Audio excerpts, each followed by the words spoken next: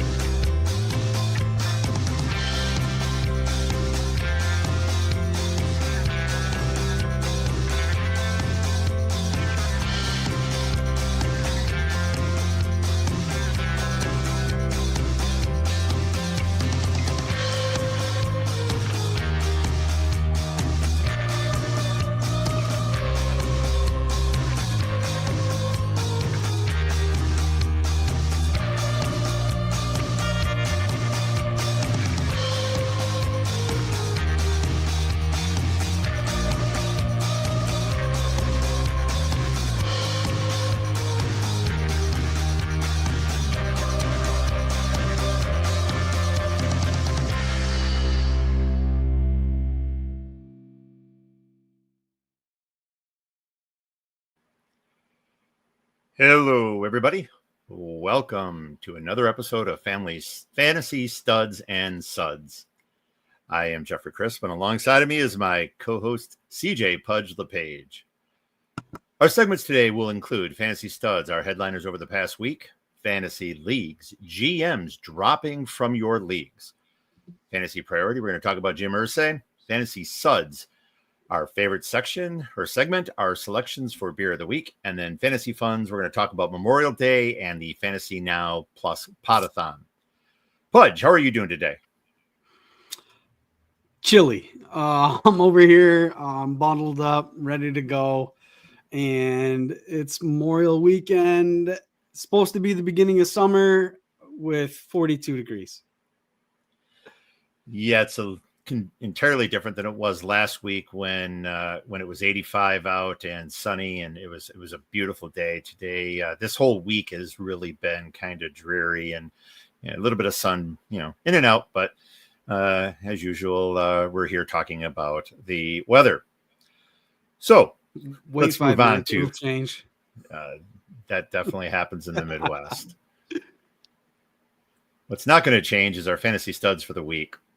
On Wednesday, San Francisco 49er quarterback Brock Purdy signed his 5-year extension worth $256 million.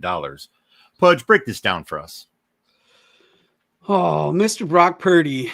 Well, he's got $181 million guaranteed. So you break that down. What's that mean? Well, in 2025, he's going to get $41.1 million as his base salary. 2026, $37.75. And then 2027, he's going to get $27.25. Break that down even further, and the 49ers can get out of that contract by 2027. He does have a no trade clause in there as far as if they want to get rid of him. So it's a 5-year contract. But really, they can get out with minimal cap casualty after the 2026 season if Brock doesn't hold up as the Mr. Irrelevant from drafts past. Well, I know with this contract, Purdy joins 10 other quarterbacks that are earning $50 million or more per season. I think his contract was right on par. I think they said they likened it to Jared Goff's contract, so it's right in that range. There are numerous analyses, which indicate that player performance decline after signing a large contract, especially with positions like running back. But for QBs, That may be a different story. In 2022, Fantasy Pros indicated that almost 2/3 of quarterbacks maintained or improved their performance after a new deal. And right now for redraft, Purdy is a low-end QB1 and a high-end QB2 for Dynasty. Pudge, where did you have him before the deal, and how did this extension change that ranking, if at all? It really didn't. With Brock Purdy, he lies with that offense. That offense is pretty. It's a Shanahan offense. He's not going to run a lot. Let's be real. He's not up there with those Jalen Hurts, Josh Allen, and he's not going to do Mahomes things. He's going to sit back there. He's going to be a lot like Baker Mayfield, a lot like a player like that. He's going to get his wide receivers the ball in space, and they're going to do most of the work for him. So as far as his long-term dynasty outlook, I like it, but it's nothing too extravagant. I wouldn't move him up or down more than a couple spots. Right now, I have him as QB 14, but it can change with their offensive line. And if CMC is truly healthy. Is that 14 dynasty or redraft? That is dynasty. Sorry. Excuse me. Okay. Redraft purposes, he's up there at QB 10. Yeah, I've seen him rated as high as 10. Most of them I've seen him right around 11 or 12.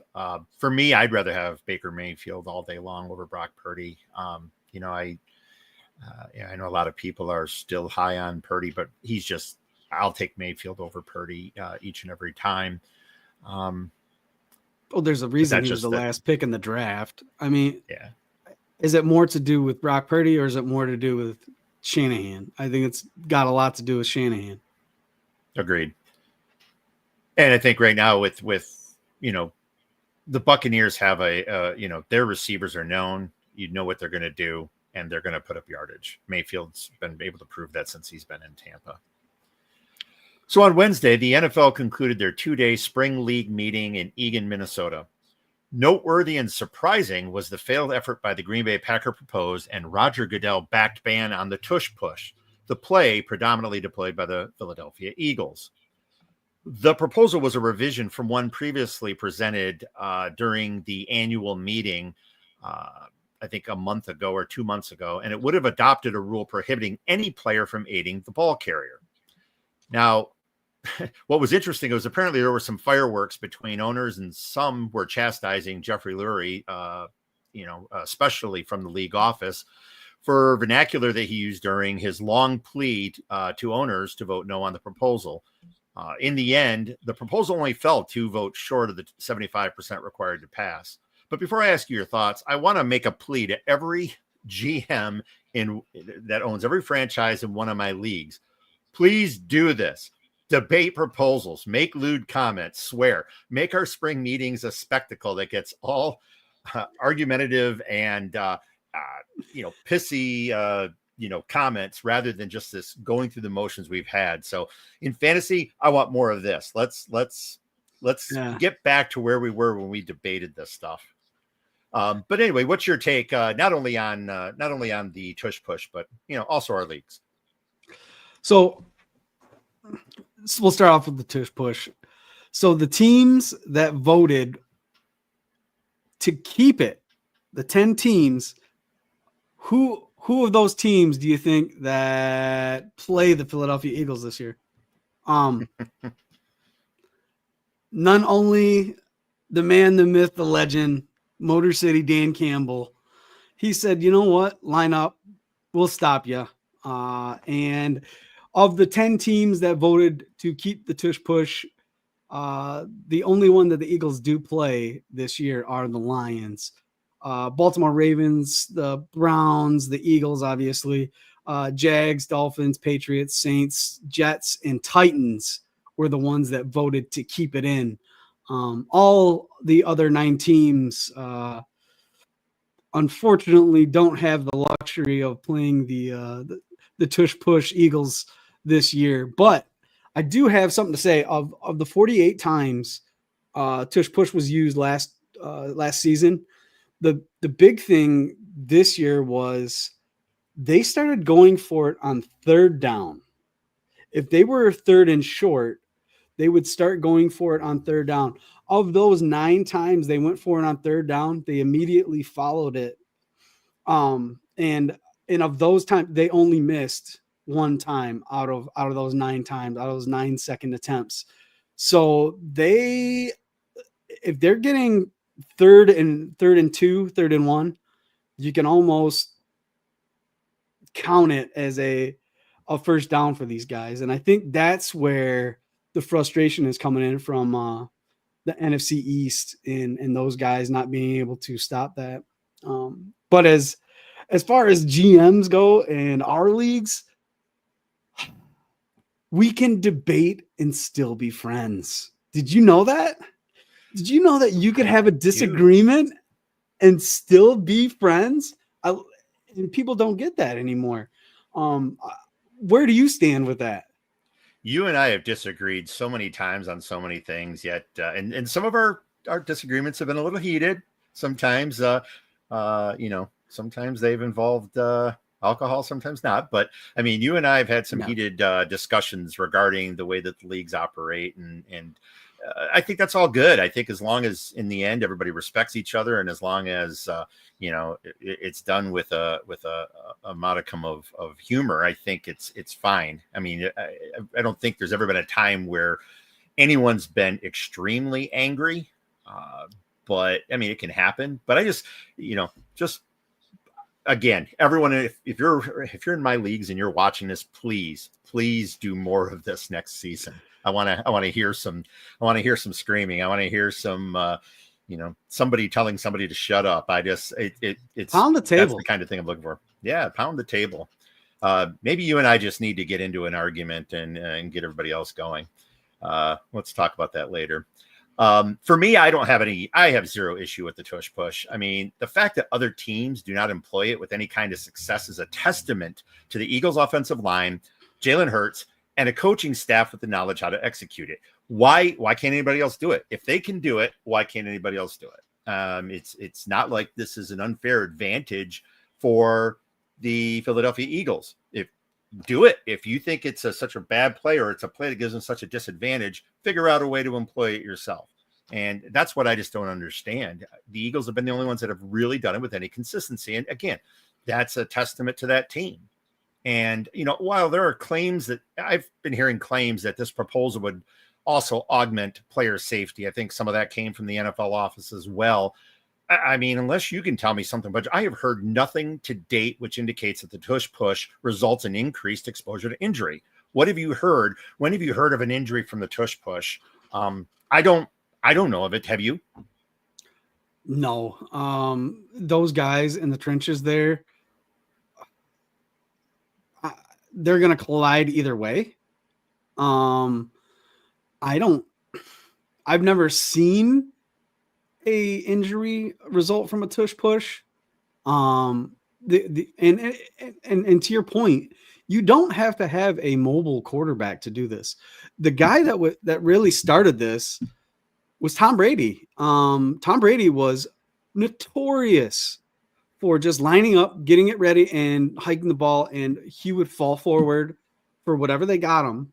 And it wasn't exactly the tush push that we have now, but he made it pretty famous and how he would fall forward and get that first down. He was not a mobile quarterback by any stretch of the imagination. If you look back to his combine days, I can't remember his 40 time, but it was horrendous. It is something that other teams can adopt. And like you said, I don't see why they're not. Well, I think a lot of teams, when things have been introduced to the NFL, oftentimes the defense will find a way to counter it within, 2, 3, 4 seasons. The Wildcat is a prime example. When the Wildcat was first introduced, it didn't take long before those plays were shut down. And now, now that we have, RPOs, again, that's something that some teams do well, other teams don't. You have to have a running quarterback, so should the Detroit Lions vote to have or propose to have, RPOs or certain plays removed because, they're not able to execute it the same way that a team with a running quarterback can do. I just think it's like, look, if you can't stop it, if you can't stop it, then why can other teams not stop it? Why don't you deploy it? It just hasn't made sense to me. And again, the injury argument isn't right now isn't valid. I haven't seen an injury come from it. If somebody out there has heard of one, please let us know. But other than that, I don't get it. And at least for the 2025 season, the tush push remains.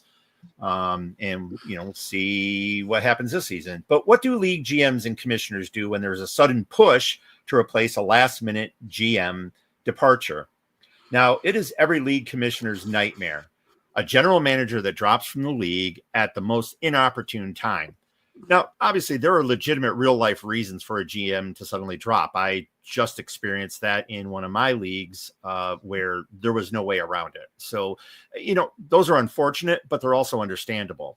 But then there are those league mates who drop for reasons that are aggravating. They're just simply no longer interested, or they have too many leagues, or, they can't afford it. And while some of those may be valid reasons, the fact that those decisions are made a week before the draft or 2 weeks before the draft, I mean, those are things that could have been determined much sooner, especially in a league that every year queries their GMs to see if they're returning. So, while one is acceptable and the other is arguably disrespectful, both scenarios are frustrating for the commissioner and the league and leave everyone scrambling.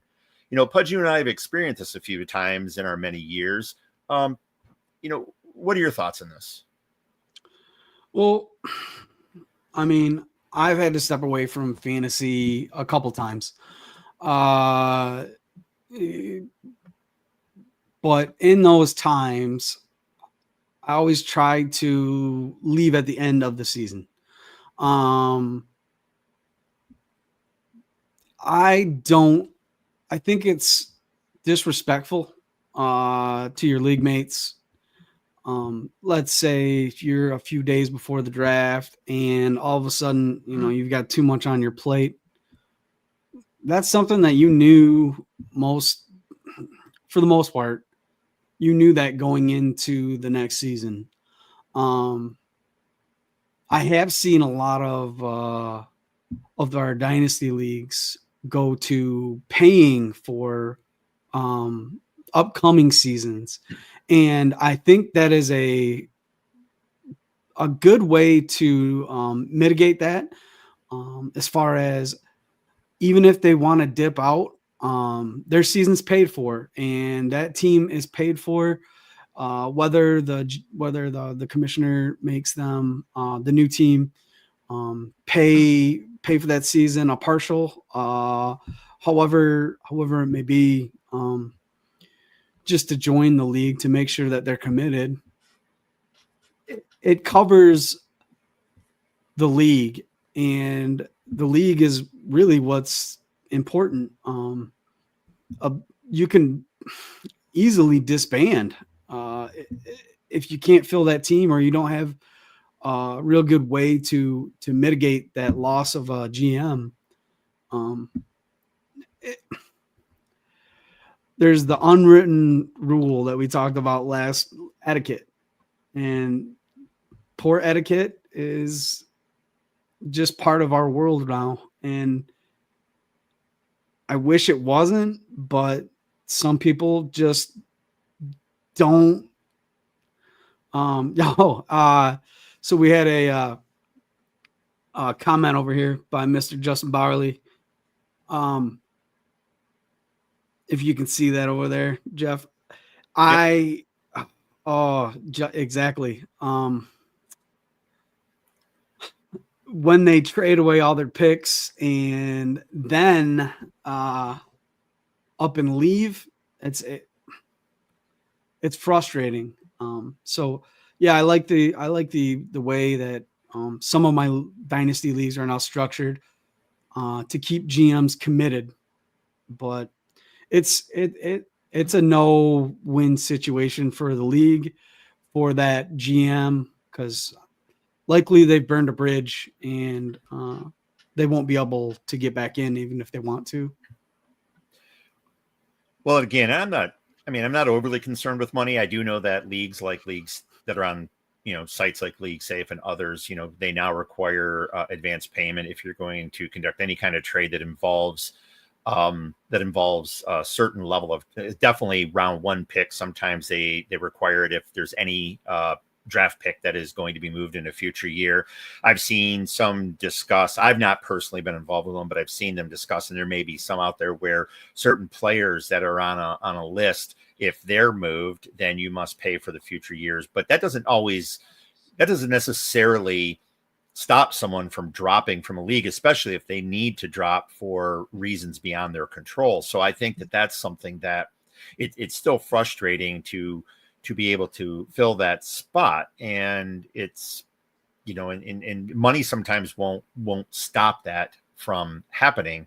But I agree with Justin that, fortunately, I agree with Justin as far as, the, certain leagues. A lot of that happens in public leagues. I know, the leagues I run are, some of the people I don't know very well, but I don't really deem them as public leagues. We're going to talk about that in a second. But for the most part, everyone has maintained responsibility over their rosters and have been at least somewhat respectful. But we've had people who have just dropped at the last minute, and that's caused issues. So, Pudge, what do you think is your first well of options, or the first place that you look to find replacements? I mean, obviously you go to guys that you've had in your leagues before. I try to keep my leagues as close knit as possible. If I know a guy that maybe I work with, or he's actually talked to me about fantasy before, or so on and so forth, I'll invite him in, but I'll always ask the league mates, hey, I've got a guy. Does this sound like somebody that we want in our league? Because I want the league to continue. I want the league to go on for as many years as it can. I can only think of one league that I've been in that is disbanded in my 15, 20 almost years of fantasy, and that was our auction league. And just because it just kind of died out for a while, and now they're kind of getting back into popularity. But all of our leagues have endured the test of time because of, I think, our closeness and our attachment to the GMs. Every one of us has an attachment to one of these guys personally and or professionally, and I think that's why our leagues usually pan out and are filled out well before the draft. Well, I agree. I think the first thing I do is I'm always looking at friends and family to see whether or not they're interested. The biggest thing, and I also look at the current league mates in leagues that I run or other leagues that I'm in. The problem is a lot of them have reached their personal limits. They either don't want any more leagues, they don't want to expend any more resources on leagues, and so they just simply are not interested.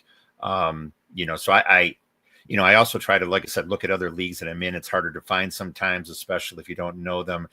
And I definitely don't prefer looking outside of the people we know for live draft leagues. I personally was just recently removed from a startup because I couldn't attend the live draft. I didn't take it personal. I completely understood. When you have a live draft, you want people who are going to be local, people who are going to show, and it's difficult to do that when you're looking outside of your local area and outside of your network to find people. So usually you're going to find those friends, family, and acquaintances at work, colleagues at work that are going to join your league. It's just, and going public with a league like ours is just something I don't envision doing or wouldn't want to do. Not that there's anything wrong with public leagues, but the leagues that I run are more suited, for those personal relationships. How do you feel about going public with home leagues? Do you think that's something that it should be done? No, I don't. We kind of just did it the other day by happenstance. I don't like doing it. Long story short, it's not. You're inviting somebody into kind of like your personal space. And it's just kind of weird to put it blank. Yeah. I kind of look at it like a locker room, or, it's kind of like with the Detroit Lions and how they kind of look for people in their locker room. They're looking for those people that fit the what's the word I'm looking for? The culture, the environment. And it's the same with my leagues. I want people who are going to fit in. I want people who are going to be respectful. I want people who are going to manage their teams. I want someone who's going to, they're going to be active. They're going to be engaged. They're going to be timely with their roster movements and their roster management, lineup management, and their payments, and they're not going to bail. And so there's kind of a vetting process that goes on with that public leagues just simply do not do. And, I think there's a place and a time for public leagues. And I am not against them at all. And in fact, I'm in a few. But there's a different dynamic. And I think when you're trying to fill a home league or a league such as ours, it's just a lot more difficult. So fantasy leagues lose GMs. However, the NFL lost an owner this week. Jim Irsay, the polarizing but charismatic owner of the Indianapolis Colts, passed away Wednesday at the age of 65. Irsay was known for his candid, often serious, but sometimes irreverent discussions. Now, many embraced Irsay while others found him controversial. But Irsay was well respected for being open about his mental health issues. Pudge, what do you have to say on the Jim Irsay passing? I mean, all right. So Jim Irsay was, as you put, polarizing. He was endeared by some and not so much by others. He did a ton of philanthropy and mental health advocacy with his Kicking the Stigma Action Fund that the Colts started in 2021. He provided $31 million in grants and research and nonprofits for nonprofits. I mean, he was very open about his alcoholism and drug abuse, as far as he went to 15 different stints in rehab. So he was well aware of the mental health aspect. And I think that he really opened a light on some of the stuff that many of us go through on a daily, hourly basis, and we just don't talk about. He made it okay to say that you're having a problem. He made it okay to be very cognitive and aware of your own feelings. Don't repress them. Things like that. I think that that side of Mr. Irsay was very touching. It made him one of the owners that you could almost relate to for some of us. He's a billionaire, but he's also a billionaire that has issues, problems that he wasn't scared to talk about. Well, I think you're right. And I think, the fact is, when he started talking about those issues, I think it like you said, he became very relatable to people, and it shed a light on the fact that mental illness and it's not something that's just,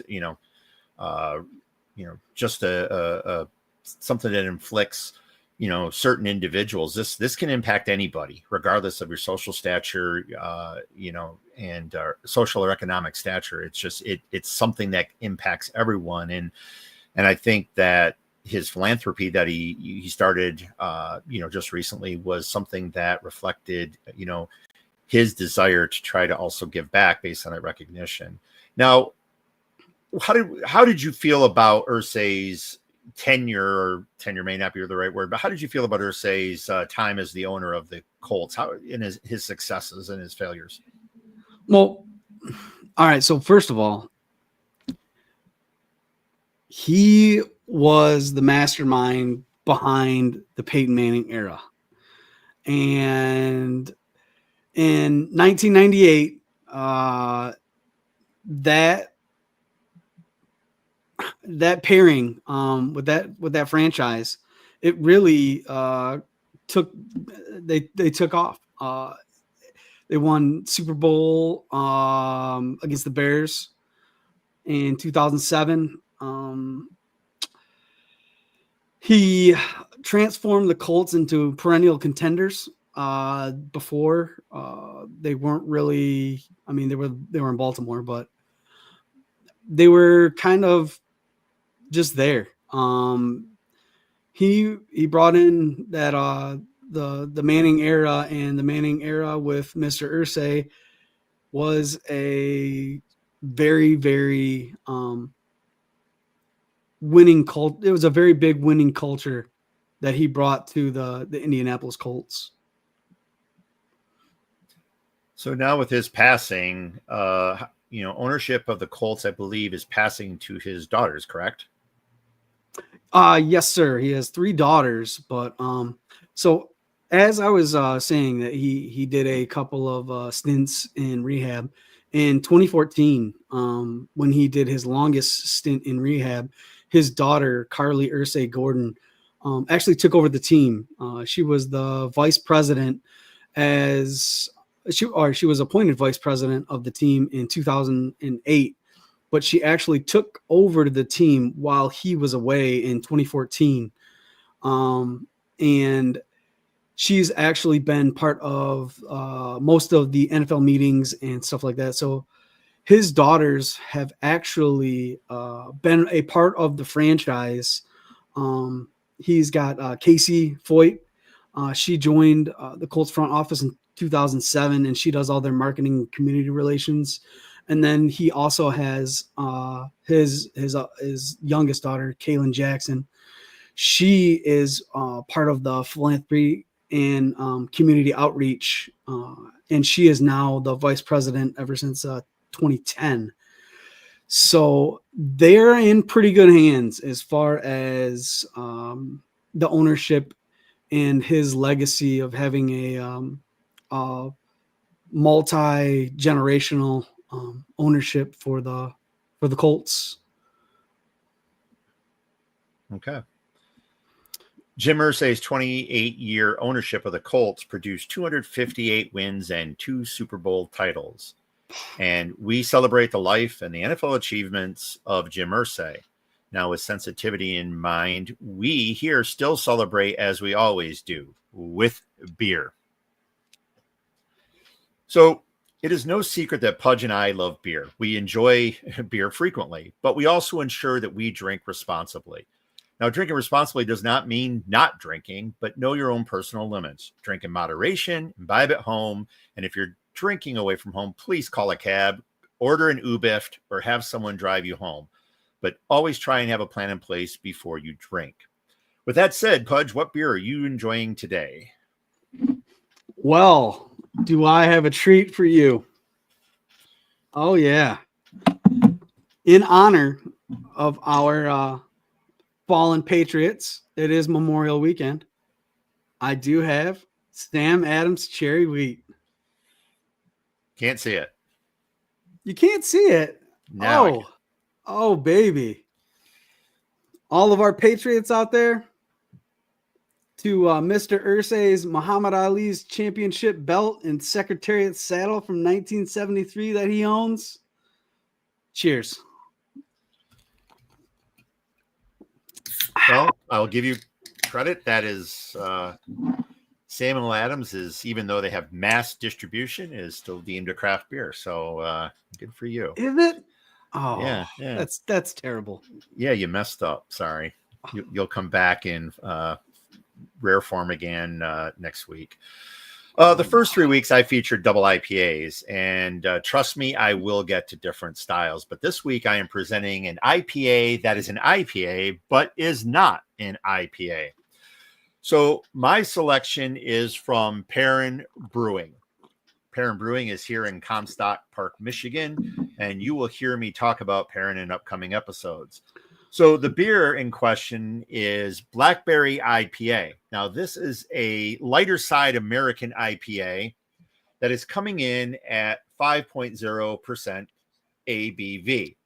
Now, this is actually a beer I've had before. Most of the time, you're going to see me enjoy beers I've never tried until on this show.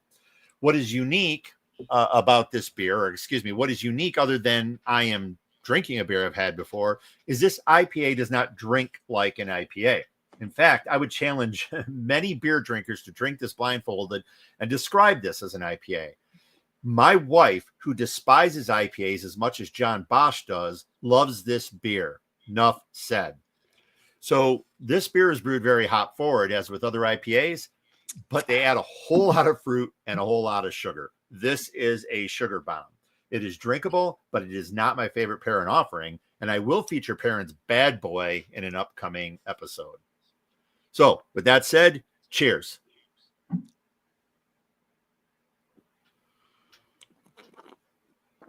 How was it?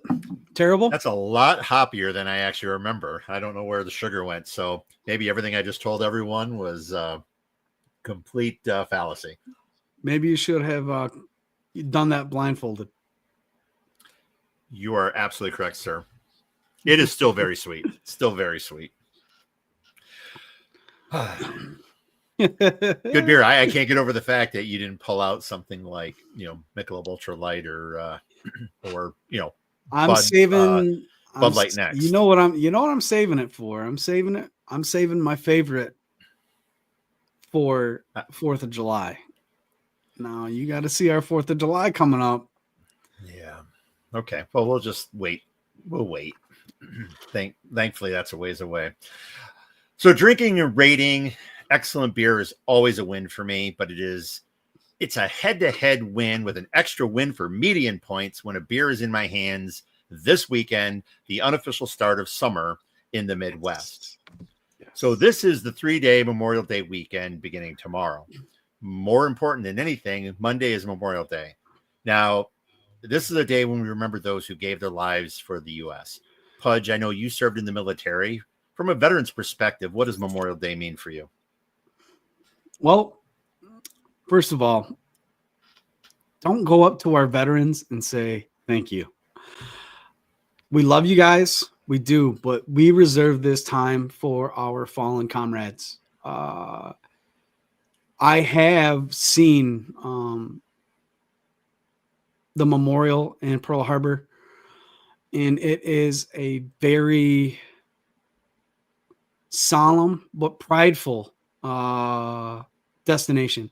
And if you ever get the chance to go see something like that, or you get to participate in a Memorial Day celebration that is held by the National Guard or any of our outreach veteran programs, I implore you to do so. It is a good way to acknowledge and honor why we're free. And freedom isn't free. A lot of times it does cost a life, not just, through war. It does take lives. We did talk about Mr. Irsay and mental health. I've had several of my friends take their own lives, and this is a tribute to them too. They may not have died behind, enemy lines or anything like that, but they did die, and they should be memorialized in this weekend, especially. So to a couple of my friends, Mikey, love you. We'll see you again one day. I can't say enough about those guys that went out there and put everything on the line and paid the ultimate sacrifice.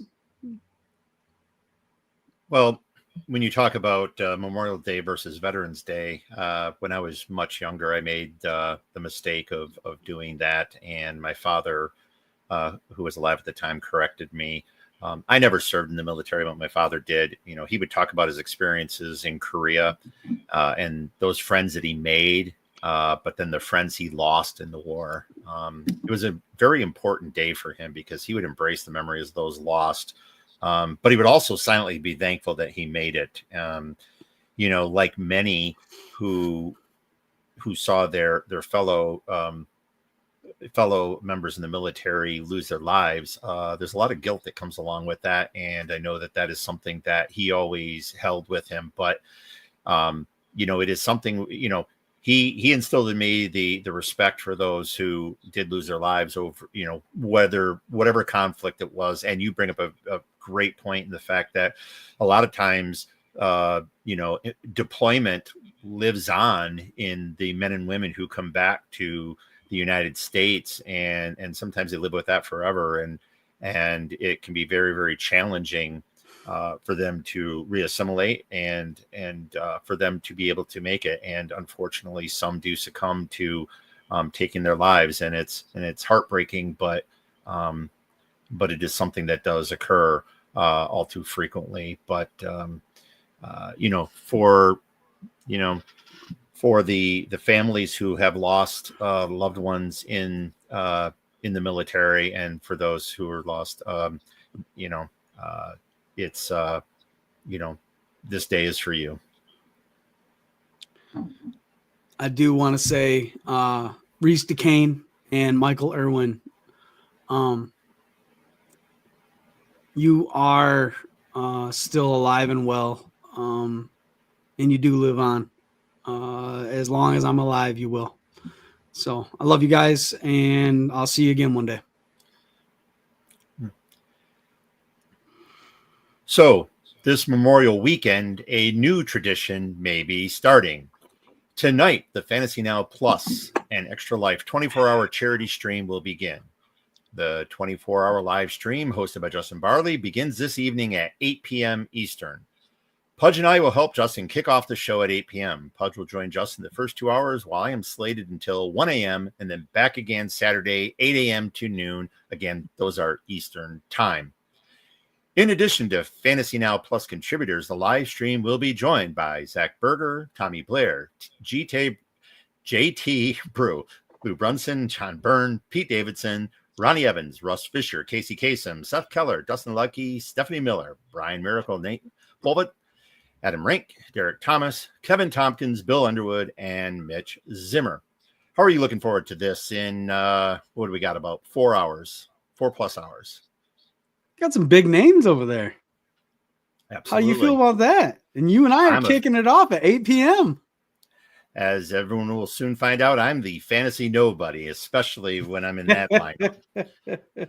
Definitely a fantasy nobody when it comes to that. So this is going to be one hell of a podcast. You know, I feel a little bit sorry for swearing over there. You're really excited. I feel a little bit, you know, sorry for Justin pulling off 24 full hours, but I know he's excited and ready to do it. So, and all of this is to benefit the Children's Miracle Network. If you have not joined the Super League, please, you know, get to fantasynowplus.com and enroll now. I believe there's still plenty of spots available. Jump on there and join this league, which benefits an excellent cause. And then join us during this live stream. You can watch the Fantasy Nobody for a while, and then watch the real stars come out. All right. we are not.